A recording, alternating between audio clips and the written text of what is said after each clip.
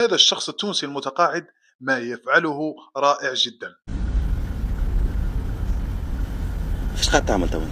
أنا تحب نصارحك إلا وجه القرآن، فهمت؟ نلقى الصورة اسمها الله الحسنى أنا إلا وجه القرآن أقهو. ما فهمتك، زيد وضح لي.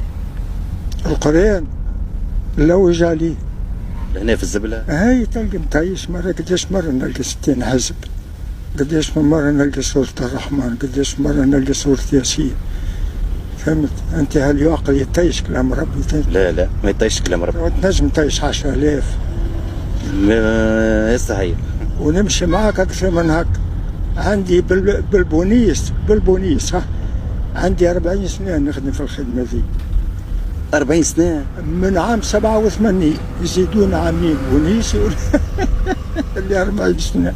معناتها من عام 87 وانت تدور من الزبلة تلوج في القرآن مطيش وأحاديث كل كل تلقى فهمت؟ وانا كنت نخدم في الامن متقاعد تفرغت الخدمه ذي.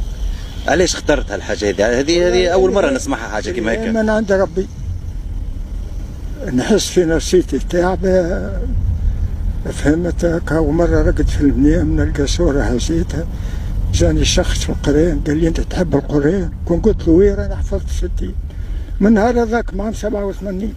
وانت تدور وتلوج على القرآن، على مصحف، على ثقافة الزبلة تاخذها وتروح بها. نروح بها ونكرمها ونحطها في بقعة طاهر. اشخاص كما هذو قلوا بزاف في وقتنا هذا.